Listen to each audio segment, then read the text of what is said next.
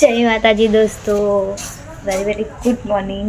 તો welcome to new life બ્લોગમાં. તો મસ્ત મજાની ગુડ મોર્નિંગ થઈ છે. Happy good morning, very good morning. તો ગાઈસ વિષ્ણુ ગાય છે જોબ મેં છું ઘરે. વિષ્ણુ કાલે શ્રીમદ હતું, તમને ખબર હશે. બિચારા થાકી ગયા હતા સાંજે સૂઈને. તો હવે વહેલું જવાનું હતું જોબ, તો બસ ગયા છે. ત્યાંથી 7 વાગે તે પહોંચવાનું, 6:30 એવા વાગ્યેથી નીકળ્યા હતા. અને બસ મેં કતાઈને પછી કામને એવું બધું કરતી હતી. તો બસ બી નવરી થઈને આ વ્લોગ સ્ટાર્ટ કર્યો છે. અને વાગી ગયા છે 9:30. અને હજુ મારે ખાવાનું બાકી છે. કારણ કે સુંગાયા તો પણ મને ઈચ્છા તો નહીં થતી, પણ સવારમાં ખાવું જરૂરી છે. તમે લાવી છું વેફર, તમને બતાવું. આપણે દુકાન એટલે જે જોઈએ તે તોડીને ખાવાનું. એમાં એક પડીકા તમે નોટિસ કર્યો છે, મેં ખાઉં છે. હવે એટલા બધા બી નહીં ખાતી, જો કે કાંઈ આપણે બેહીને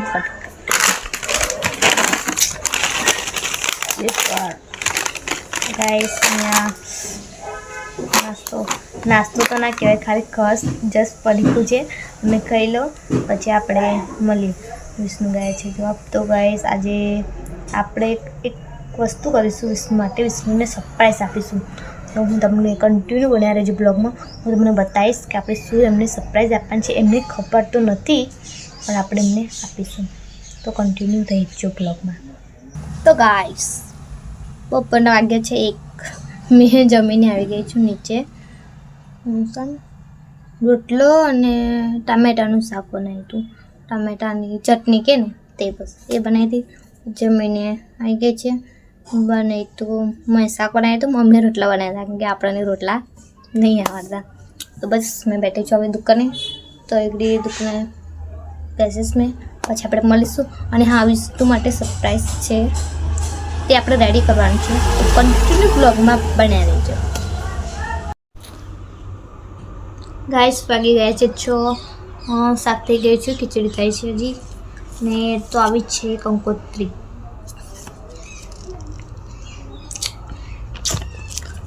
આ છે માસીન કઈ મેરેજ છે તેની કંકોત્રી છે ગાઈસ. તો પછી આપણે વિડીયો જો ખાલી કંકોત્રી ઓપન કરીશું. 1 2 કેમનું છે? હા, આમનું છે. જો ગાઈસ 19 તારીખે મને સ્થાપના છે, રાસ કરવા છે. ઓકે. પછી મોસાળું છે 22 તારીખે આપણે છે મેરેજ. તો આપણે જવાનું છે 19 તારીખે જવાના છે. અહીંયાથી બપોરે નીકળી જઈશું ગાઈસ. આ બ્લોગ જોજો, આ બ્લોગ આવશે ને આવશે જ. જોઈ લો તમે. મારા મમ્મીના બેનના ત્યાં મેરેજ છે. નહીં કહે છે કરજણમાં. ઓકે, સોસાયટીમાં મેરેજ છે ગાઈસ. જો આ તો દીદીની છે અને મારે અહીંયા છે. અચ્છા, પપ્પાનું નામ લખેલું છે ગાઈસ.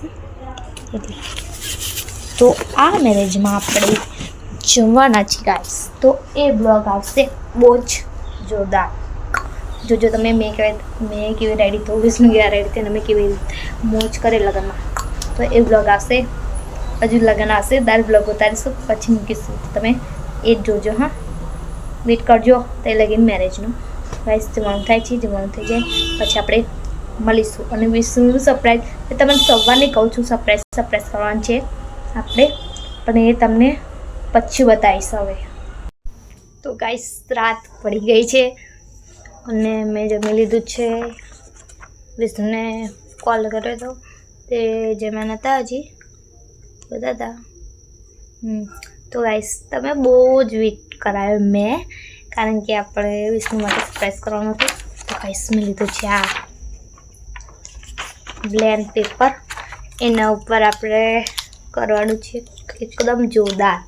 વિષ્ણુ સવારમાં ખુશ થઈ જશે. આ બધી છે મારી લિપસ્ટિકો. તમને થોડોક આઈડિયા આવી ગયો હશે.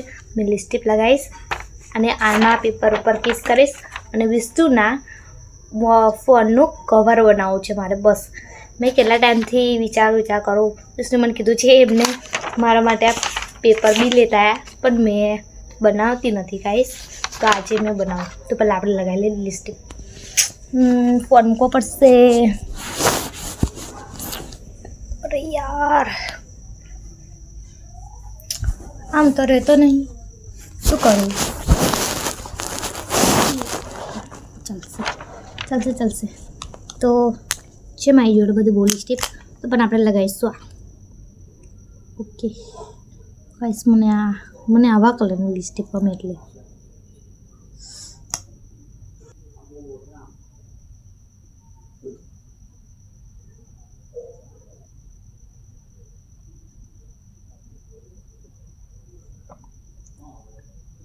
લગાઈ બસ આનો ઉપર કરીશું.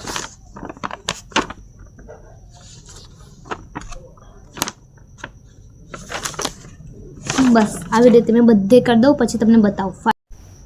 મારા લિપનો કલર તમે જોઈ શકો છો. મેં 2 બનાવ્યા છે, 1 ને હવે એ લિક્વિડ વાળી હતી. બસ હવે આનાથી હજી એક બનાવું છું અને પછી તમને બતાવું. 3 એક સાથે તો લિપસ્ટિક લગાવીને પછી બતાવું એ પણ. તો તમે જોઈ શકો છો લિપસ્ટિકના લીધે આવું થઈ ગયું છે. તો મેં બનાવ્યા છે 3. બતાવો તમને. સૌથી ફર્સ્ટ આ ફર્સ્ટ છે, સેકન્ડ આ છે અને થર્ડ આ છે. તો ફર્સ્ટ બનાવ્યું હતું મેં તે 1 2 આ 2થી, સેકન્ડ આ અને થર્ડ આનાથી. ઢક્કન ખોલી ગયું છે. આનાથી બનાવ્યું હતું લાસ્ટ. તો તમને કયું ગમ્યું તો કોમેન્ટ કરજો. અને આ બતાવીશું પાર્ટ 2માં. આ પાર્ટ 1 અને પાર્ટ 2માં મેં બતાવીશું. ઓકે, કાલે સવારે વિષ્ણુ આવશે એમાં. તો કાલે મેં જવાના છે મેરેજમાં ઉમજ. તો તમને એ વ્લોગ આવશે, મેરેજમાં જવાના છે તે એ વ્લોગ આવશે, તે પણ તમે જોવાનું ચૂકશો ના. એ પછી પહેલાં આ જોઈ લેજો અને તમને કયું ગમે છે એ કોમેન્ટમાં જરૂરથી કહેજો. તો એક માટે સરપ્રાઈઝ થઈ ગયું છે. તો કાલે આવશું તો આપણે બતાવીશું. તો બહુ બધી રાત અંધારું થઈ ગયું, રાત પર એટલે અંધારું થવાનું ગાઈસ, સોરી. તો હવે મેં સૂઈ જઈશ વિષ્ણુને કોલ કરીને. તો ગુડ નાઇટ બધાને. મળીશું આવતા બ્લોગમાં. તો વિડીયો ગમે હોય, વ્લોગ ગમે હોય તો લાઈક, કોમેન્ટ એન્ડ શેર કરી દેજો. આવતા બ્લોગમાં મળીશું. Bye bye.